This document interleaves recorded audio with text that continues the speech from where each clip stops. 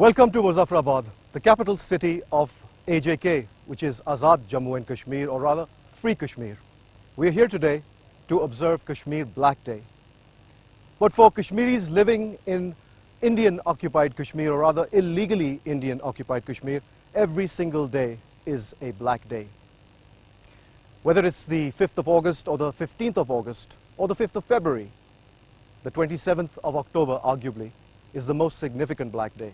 Because it was on this day that Maharaja Hari Singh entered into an unholy alliance with the Indian government and paved the way for Indian army troops to make the lives of the people living in this heavenly valley into a living hell.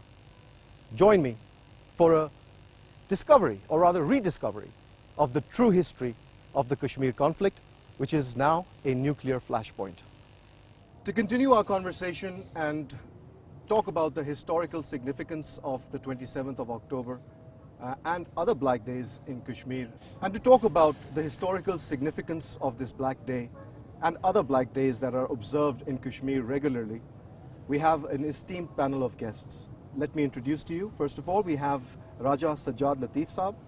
He is a PhD scholar, he's joined by Madam Wajiha Gul Durrani, who is an associate researcher at the AJK University. And with her we have Aslam Mir Saab, who is a well-known journalist and works for a local media company. Thank you very much for being here.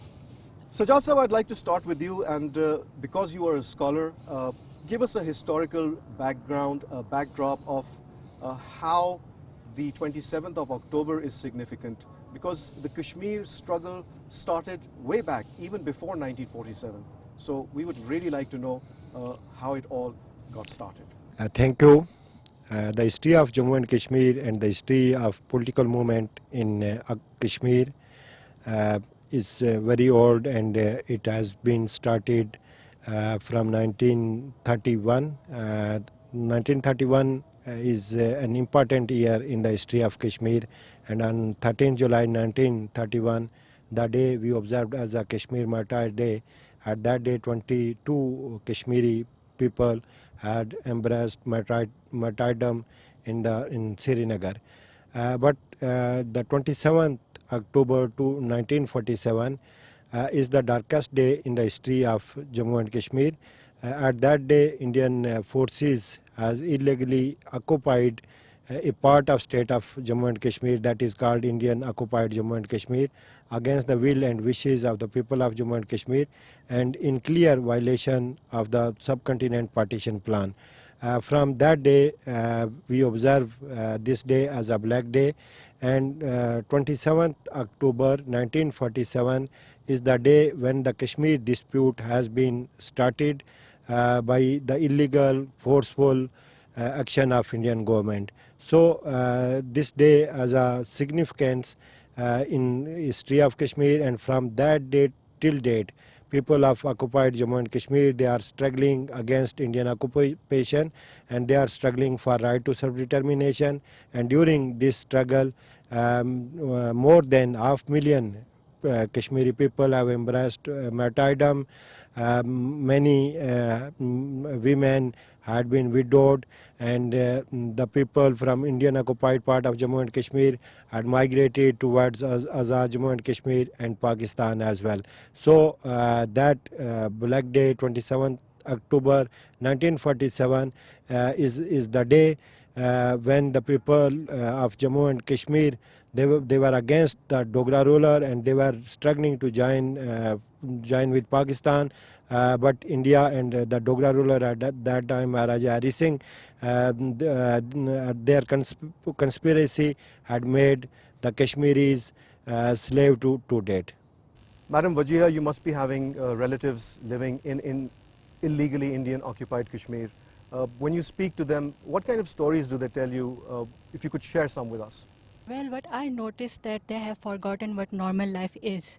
They always compare their life with ours because we are enjoying our civil rights here. We don't have to prove our identity and loyalty to Pakistan, but they always have to prove their identity whenever they go to other cities for education or other purposes, and they are under imposed lockdown since more than an year. So now you can understand how it feels. Right. Due to corona, we are in lockdown, and it's really impossible for us to carry out normal functions and activities and to go out for other necessities. And it is very difficult for them for more than about a year. And some of my relatives are diabetic, so they have to use insulin on a regular basis. So due to imposed lockdown, one of my relative nearly faced that, nearly faced that because they didn't allow them to go outside. They didn't. It is not easy for them because before even that imposed lockdown, they are under continuous unannounced curfews, and which also affect the business of the people there. On the other hand, we are here openly doing our businesses, and we are enjoying our lives and we are participating in every field of life, like in education, medical field, and political field, in law and other. And even our migrants brother, which came from the occupied Kashmir, they are enjoying the civil rights here. They don't feel if they are imprisoned, which they feel there. Life there was as if they are in jail. But life here, as compared to that one, was totally different. Why it is different? Because they don't have restrictions here. They are not under curfew. They can study whatever they want because we have lot of universities here. We have medical colleges here. We have engineering university here, and they can apply for every job here without proving anything. Would you say that most Kashmiris feel as if they are Pakistanis? Do they feel They like are Pakistani. They are Pakistani. They are our brothers, and we have accepted them with our hearts, and we will accept the other one with our hearts too. And we are trying our best to eliminate that line between us, which separates them from us. And they are desperately waiting for this too. And we are hoping that soon we will join them and they will join us without any fear, and we will live freely according to our wills and wishes. And I hope and pray that we will soon see that day. And now the world has known what it's like to be imprisoned. Mir Sahib, you've also lived part of your life in Srinagar, and then you moved to Azad Jammu and Kashmir. Talk to us about your experiences living in Srinagar and then moving there, the differences that you find, and also talk to us about the historical perspective of the 27th of October. Thank you very much. As far as Black Day's history in Jammu and Kashmir is concerned, every day is a Black Day in illegally Indian occupied Kashmir since 27th October 1947 till now. The Indian government over there, more than 73 years, they are not only targeting the civilians, but every citizen of illegally Indian occupied Jammu and Kashmir is the worst victim of state terrorism. If you see, every day, every nook and corner, town to village, is a routine of identification parades from the Indian occupied army and the occupation troops, whatever and wherever they want to pick anyone to investigate, to torture, and even more than 10,000 people are still missing over there. This shows how the people of illegally Indian occupied Jammu and Kashmir are facing the Indian state terrorism. But why? Basically, they want the right of self-determination pledged by the world community. The UN resolution. UN resolutions are not being implemented by the Indian authorities in Indian occupied Jammu and Kashmir. So since 1947 till now, the people of illegally Indian occupied Jammu and Kashmir are fighting for this noble cause, and their demand is genuine as per the UN resolutions that they should be given a right to self-determination so they decide about their political future. And here I want to say, when you are going to define Kashmir dispute. Kashmir dispute is a dispute of vote. When you will give vote right to the people of Indian occupied Kashmir, there would be no more dispute. And so far, Indians know that the people of illegally Indian occupied Jammu and Kashmir, they are not happy with India. If they would be happy with India, then why India has deployed more than 10 million troops over there to just control the 8 million people? This shows the resolve of the people of Jammu and Kashmir. This shows the commitment and the resolve with this ongoing liberation movement. The next question what the people of Indian occupied Jammu and Kashmir are facing, they are the worst victims of state terrorism. If you go, I want to tell you, you are traveling in Srinagar.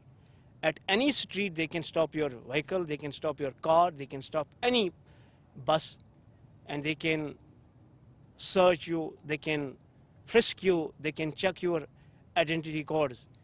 They know that there is nothing to hide, but just to harass the people, just to add their trauma, just to make them the victims.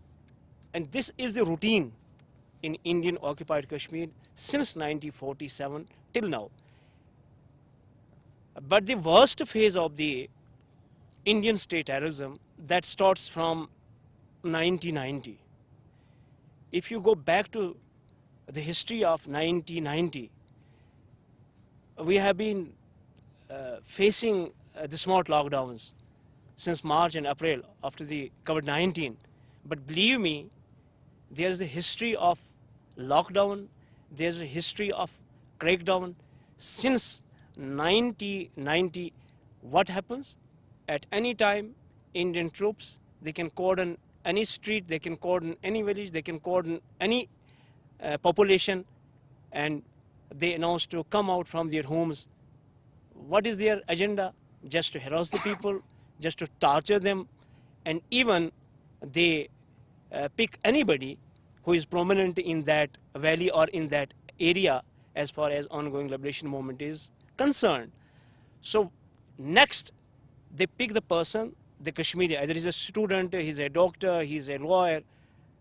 In any field, you can read thousands of stories that the people who are working in different fields, in different occupations, and they face the harassment from the Indian forces. So I will tell you, there was a human rights defender, Jalil Indrawi. He was killed in custody by the Indian forces in 90s. Why? Because he was working for the human rights cases. He worked on the various cases who were the direct victims of the Indian state terrorism, and ultimately he paid price and he was martyred by the Indian forces. If you go to see, just before a couple of months, a strong voice and a young lawyer, Babar Qadri, he was also murdered. So in the conflict zone, you know, only the person who has a weapon, he is safe, and the person who has no weapon, who is armless, can be targeted any time. So this is another proof of the Indian state terrorism, that a promising lawyer and the defender of the human rights who was killed before his two daughters, and this shows that how the people are enjoying life over there in presence of more than 8 million Indian, 8 lakh Indian troops. So go back to the history that the Kashmiris across the line of control are going to observe 27 as a black day. It is just a reminder to the world community that there are resolutions, and the world should listen the cries of the people of Jammu and Kashmir. They should notice the sufferings and the pain of the people of illegally Indian occupied Jammu and Kashmir. What they want just the implementation of the UN resolutions. At the same side, if you see in East Timor, world, they have given them the right of self-determination. if you go to the other areas in the world where they want to implement the UN resolutions, but I want to say at least they should take up the issue as far as human rights are concerned. It is not only the political issue, the Jammu and Kashmir issue, the Jammu and Kashmir dispute is also the human rights issue. Absolutely. They used pellet guns. Everywhere in the world, pellet guns are banned. Yeah. And you may be surprised to know it that the world's youngest pellet victim was Hibba Nisar, just a 20 months old girl, and she lost her eye. So Tragic. there are such type of dozens of stories, Insha, Malik and others. Back to the history, any occupant never accepts the second party. He never accepts the suppressed person. He never accepts the role of the suppressed leadership. So for the people of Jammu and Kashmir, they have been suppressed by the Indian authorities. They have been suppressed by the New Delhi. Kashmir dispute is not a regional dispute. It is a dispute presented in the agenda of the United Nations. There are the resolutions in UN. So if India is going to say something about Kashmiris, you can say she is going to violate the international agenda, international rules and norms. So I think this is now the responsibility of the world community to come forward and teach a lesson to the Indians that at least you have to follow the UN resolutions to give the basic rights, that is the right of self-determination to the people of Jammu and Kashmir, granted by the world community and accepted by both India and Pakistan. I want to quote here the security advisor to Pakistan Prime Minister Imran Khan. Recently, he has given an interview to The Wire, a prominent journalist, Karan Thopper, Right. in India. And Pakistan's policy is open that Kashmiris are the basic party. If you say that the Indians are not ready to accept Kashmir as a party, that it is the violation of the UN resolution. So at that time, Pakistan is supportive. Pakistan is going to support the people of Kashmir, to join them, to invite them, to make them the part of the discussion. But the question is that the Indians are not ready to accept it because Indian stance is totally illegal and against the aspirations of the people of Jammu and Kashmir. But here I would like to say, if you are going to keep the UN resolution in view, then it is the violation of the international standard of the diplomacy, of the politics, as far as I think one of the worst violation of the basic human right. When you are not giving a person right to express his will and wish, so you are going to gag him, you are going to push him to the wall. And India has been doing this since 1947 till now. You can say the press is not free in Indian occupied Jammu and Kashmir. Journalists are not safe. Recently, one of the leading newspapers of the illegally Indian occupied Jammu and Kashmir, Kashmir Times, Yes. that was closed down. You can say nobody can talk to the genuine leadership of the Indian occupied Jammu and Kashmir, that is all parties. Hurriyat Conference, the leading scholar and the leader, Mirwais Umar Farooq, he has been put behind the house arrest more than last 14 months. Right. The firebrand and the prominent leader of the Indian occupied Jammu and Kashmir, Sayyid Ali Shah Gilani, he's behind. He has been put house arrest more than last 10 years. Right. The Yasin Malik, one of course. the strongest voices in the Indian occupied Kashmir, he has been put behind the bars in New Delhi. Right. So India will never allow you, and India will never accept it publicly that we will include Kashmiris or make the Kashmiri people the part of the discussion. Right. Now, it is the duty of the world community on this day when Kashmiris from both the line of contour, they are protesting against the illegal Indian occupation. At this time, the real message from Muzaffarabad, from this panel, and from the people of Indian occupied Kashmir is that Kashmiris are not begging. They are demanding their basic rights. They are demanding the implementation of the UN resolutions which have been given by the world community, accepted by the two principal parties, Pakistan and India. Now, the question is that if you want to settle the Jammu and Kashmir dispute, it is not fruitful for only India, but it is fruitful for The the entire rest world. of the region and rest of the South Asian countries. And you must know it. The world community must know it the peace in South Asia begins from Indian occupied Kashmir. If you are not going to settle the Jammu and Kashmir dispute as per the wishes of the people of Jammu and Kashmir, there will be no peace, there will be no any security, there will be no any tranquility, because this issue will keep continue to put the security and the stability of this region at stake. Absolutely. Raja Sahab, Mir Sahab has raised some very interesting points, and we've also heard that there is a demographic change going on in Indian occupied Kashmir. If you'd like to talk a bit about the sinister designs of the Indian government and how they are manipulating the region and the laws of the area in order to fulfill their nefarious designs. So a little bit of background about that. Mir Sahab has discussed in detail about the recent situation of Indian occupied Jammu and Kashmir and the history of Black Days. As you have asked about the situation of demographic changes in Indian occupied Jammu and Kashmir, as you know that India is in the ends of Hindutva agenda, and Modi government is fulfilling that agenda of Hindutva. That means that India is for Hindus, but they are also doing and implementing this agenda in Kashmir. And it is not a new thing in Indian occupied Jammu and Kashmir. In 1947, in Jammu genocide, more than 2.5 lakh Kashmiris have been killed by Indian, but at that time by Dogra forces, Patiala forces and Maharaja forces, and all those were Kashmiri Muslims. And from that time to till date, more than 500,000 people have been killed, and all of them are Kashmiri Muslims. One-sided, they are trying to suppress the people of Jammu and Kashmir by other means, and on other side, they are trying to change the Muslim majority status of Jammu and Kashmir into Muslim minority. In recent, from last 1 year, India has introduced some new domicile laws, industrial laws, and some other laws to shift its own population into India. And the revocation, the basic purpose of the revocation of Article 35A is to change the demography of Kashmir and settle Indians in Indian occupied Jammu and Kashmir.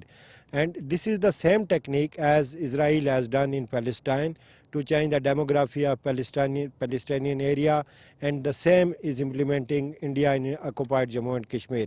The basic aim of India is to change the demography, is to suppress the voice for right to self-determination.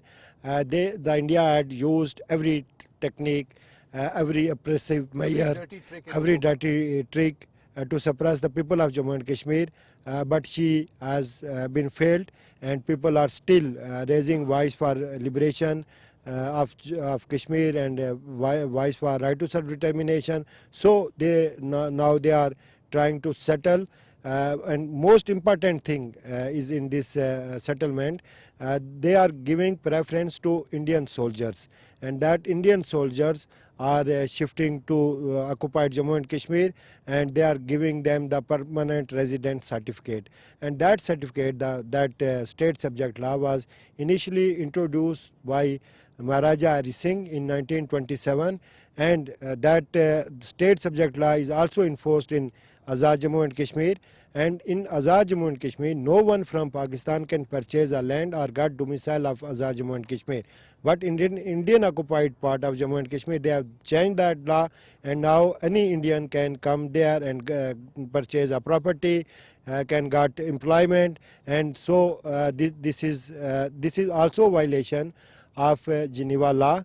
The Kashmir conflict is not a bilateral conflict or internal matter of India. It is an international conflict, and India has forcefully occupied that area. And in occupation, the prolonged occupation cannot give the right to sovereignty to any occupier, and this has been also clarified by International Court of Justice in advisory opinion about the construction of wall in occupied Palestinian area. That occupation did not constitute the right of sovereignty. So that occupation did not give India title to sovereignty of Jammu and Kashmir, but India is trying to mislead international community as well as suppress the people of Jammu and Kashmir due to its evil design. Even the people from Nepal, the government of Nepal, and all neighboring countries, China, they are all against the India's design and India's attempts to extend its Hindutva agenda not only towards Kashmir, but they are also try to extend its Hindutva agenda to other states also, and to extend of Middle East also. They are thinking that these all areas are Hindu areas, and they are owner of this, and no other community has a right to live in this area, not even Muslims, Christians, and other Sikhs and other communities. So this is a threat to international peace. Raja Saab, please also tell us about the relationship between the instrument of accession and Article 370, because once the Article 370 has been revoked, it seems that the Article of accession also has no more any meaning. Could you tell us about that? As you have asked about the relation between the instrument of accession and Article 370, first thing, as you know, that instrument of accession uh, is signed according to the claim of India, was signed by the Maharaja Hari Singh. But after that, some neutral researchers like Lester Lamb, they found that instrument of accession was never signed before Indian occupation in Indian occupied Jammu and Kashmir. But India is internationally claiming that due to instrument of accession, occupied Jammu and Kashmir is our integral part. And that instrument of accession was included in the Constitution of India as Article 370. On 5th August 2019, India had revoked the Article 370. The excuse of India that India in Jammu and Kashmir is because of instrument of accession is now as no base now. Null and void. And now she is occupier, and in 1947 India has militarily occupied Jammu and Kashmir, and in 2019 the so-called instrument of accession also made null and void by India. So Indian status in Jammu and Kashmir is a foreigner occupier. India has no legal claim in that area, and so we should highlight this point at international forums and international floras that Indian status in India's status in occupied Jammu and Kashmir is a foreign invader, and its occupation in state of Jammu and Kashmir is null and void. Well, as a professor, you have an interaction with so many students, and the students especially that come from illegally Indian occupied Kashmir, their behaviors and their attitudes and perceptions and the way they conduct themselves, do you find there's a difference between those who have grown up in Indian occupied Kashmir and the ones who live and who grew up and born in Azad Jammu and Kashmir? What's the difference in their characters and the way their outlook on life? I have some student which came from occupied Kashmir. We have special quota for them. And first of all, we feel a little less confidence in them. Okay, they don't know what it's like to go freely to college or school, because they are under unannounced curfews and lockdown there. As a professor, you have an interaction with so many students, and the students especially that come from illegally Indian occupied Kashmir, their behaviors and their attitudes and perceptions and the way they conduct themselves, do you find there's a difference between those who have grown up in Indian occupied Kashmir and the ones who live and who grew up and born in Azad Jammu and Kashmir? What's the difference in their characters and the way their outlook on life? They're always scared, but when they get used to life here, they transform. They blossom into. They blossom. They blossom. They get confidence, and they are very intelligent. No doubt they are very intelligent, but they don't have good education there as compared to here in Azad Kashmir. So I'm very happy to see them successful, and they are prospering in their careers, and they are free to choose whatever they like. Is it difficult for the students to cross the borders these days? It is totally impossible now, and they often jammed internet services and network there. They were not able to call them for about an year or so, because there is no connection between their parents or relatives there and here.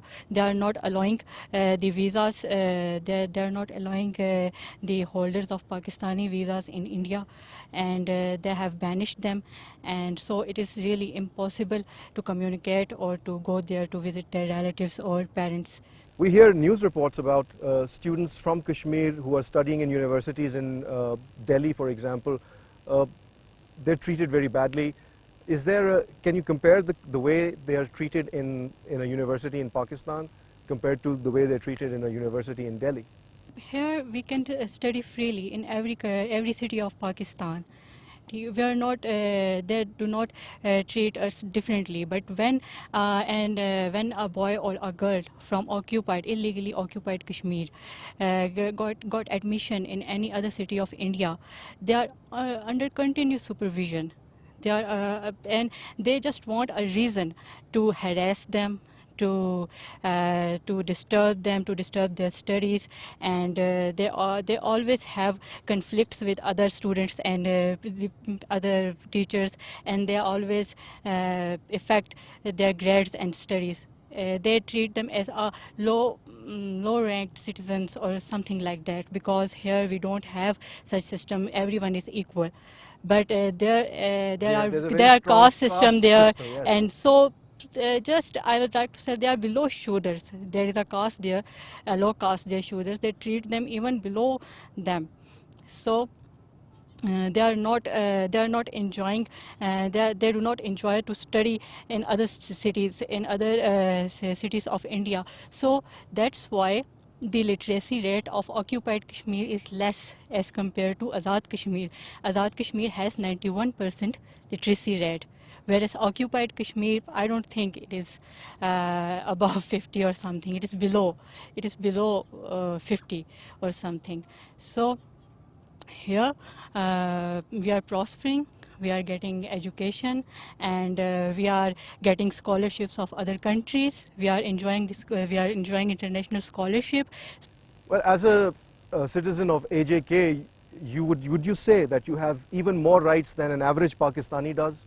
Pakistan has look forward to our rights more than anyone. We are its beloved citizens, and it's what can say, a more close brother. So he treated Azad Kashmir like a close brother, a special one. So, Mir Saab, moving forward, going forward, trying to achieve peace, uh, we've seen that India has first, from an international issue, downgraded it to a bilateral issue, and now they claim it's an internal issue. How soon do you think that we might be able to see a peaceful resolution to this lingering problem? First of all, we should go back to the history that still in Srinagar and here in Muzaffarabad, a United Nations Military Observers Group for India and Pakistan, their representatives are both here in Muzaffarabad and Sonawar, Srinagar. This shows that the presence of United Nations Military Observers Group for India and Pakistan is an ample proof that Jammu and Kashmir dispute is an international issue, number one. Number two, there are resolutions on the Jammu and Kashmir dispute. And number three, Organization of Islamic Conference, they have given observers status to the people of Jammu and Kashmir while accepting all parties Hurriyat Conference as the true and real political voice of the people of illegally Indian occupied Jammu and Kashmir. So keeping the international status, so keeping the UN resolutions, and keeping the presence of the United Nations Military Observers Group for India and Pakistan in view, India can't hoodwink the world that it is a bilateral issue. So I think it is a totally unbiased, you can say it's a biased approach, from the Indian side to hoodwink the world community that Jammu and Kashmir dispute is a bilateral issue. It is not a bilateral issue. Jammu and Kashmir dispute How do you counter this propaganda, sir? only not usurpers' propaganda, but the oppressor's propaganda. Absolutely. India is an oppressor Yes. in Indian occupied Jammu and Kashmir. So when you are going to talk about the dispute, you have to keep in mind that there are three parties, Pakistan and the people of Jammu and Kashmir and India. But it is the national policy of India to hoodwink the world community, to hide the violent image of the India since last more than 73 years, what they have been doing with the people of Jammu and Kashmir.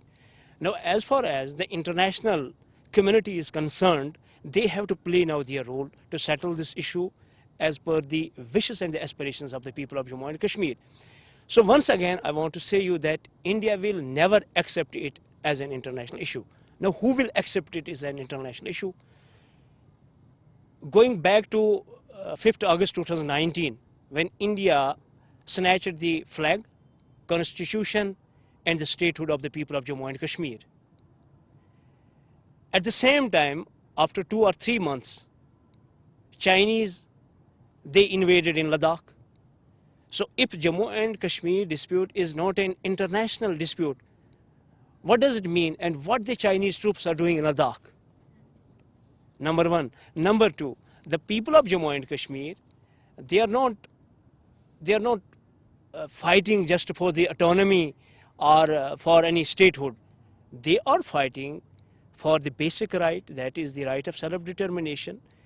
As per the UN resolutions, they should be given this right to decide about their political future. Number three, the main question is that if India is saying that it is our internal matter, what the more than 8 lakh troops are doing in Indian occupied Kashmir? Why they have imposed their Armed Special Powers Act of SAPA? That is the license given by New Delhi to the Indian troops to kill any civilian, any person, wherever and whenever they want to pick him and kill him. So why you have given them such type of liberty? Number four, why there are the reports of missing persons? Why there are the reports of unmarked graves? Mass graves. Mass graves. And you know, when an European parliamentarian visited Indian occupied Jammu and Kashmir, and he mentioned that it's a beautiful prison on the planet. What is it? This is the narrative of the India that Jammu and Kashmir is an integral part of India, but world will never accept it. Even the people of Jammu and Kashmir, they are not ready so far to accept it. Then why you have put behind the bars and you have arrested Miss Mehbooba Mufti, Farooq Abdullah, Umar Abdullah, who are the subscribers of the Indian narrative in Indian occupied Jammu and Kashmir? Yeah, isn't that interesting? We are not talking about the leaders of the APIC. Yes. But this shows why you have put Miss Mehbooba Mufti, Umar Abdullah, Farooq Abdullah behind the bars, and you have kept them in custody. Why? This shows that India does not exist there politically, morally, and ethically. So if the real voice of the people of Jammu and Kashmir is concerned, there's all parties Hurriyat Conference. Both OIC, Pakistan, and rest of the world accepted them, the party, in illegally Indian occupied Jammu and Kashmir. And so for all the leadership is behind the bars. Some are in New Delhi, some are in other states of India, and even Mirwais Umar Farooq and rest other political workers, they have been arrested. Even Jamaat-e-Islami, one of the religious party in Indian occupied Jammu and Kashmir, that is a tremendous record in terms of socio-political role in that society. And they have banned that organization. There are thousands of schools run by Falayam Trust, patronized by the Jamaat-e-Islami. They are the contributors to promote the education in Indian occupied Jammu and Kashmir. But that organization is banned over there because their political stand is that Kashmir is a dispute, it is an international issue, and you have to decide about this issue permanently to bring peace and security in that region. And we also have this narrative that it is a nuclear flashpoint. If you could shed some light upon. Obviously, very, very seriously. Now, it is not a nuclear flashpoint between India and Pakistan. China is now the active party after the revocation of Article 370 and 35A. So there is not now the flashpoint between only India and Pakistan. Chinese may go anytime. They can go anytime to teach lesson to the Indians. Which they have And already. they have taught them in Ladakh. Yes.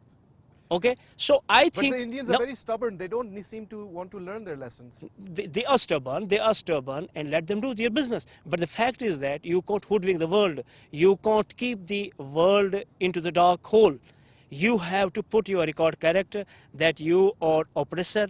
You have snatched the basic rights of the people of Jammu and Kashmir, and on 5th August 2019, you have openly snatched their statehood, you have snatched their flag, you have snatched their constitution. Do you think so? Despite that, you are claiming that you are one of the largest democracies in the world. I want to say, after following the abrogation of Article 370 and 35A, India has no legal claim to say that they are democrats. I think that facade has now slipped completely. Sure, obviously, they have no market. You go, they have the history of mass graves, they have the history of missing persons, they have the history of extrajudicial killings in Indian occupied Kashmir. Do you think so? The top awards of the world were given to the journalists of illegally Indian occupied Jammu and Kashmir. Why the awards were given to them? Why the awards were conferred to them? Because they have written the stories, they have told the untold stories of the Indian state terrorism in Indian occupied Kashmir to the world through New York Times, to Washington Post, and other international media houses like Al Jazeera, TRT, Press TV.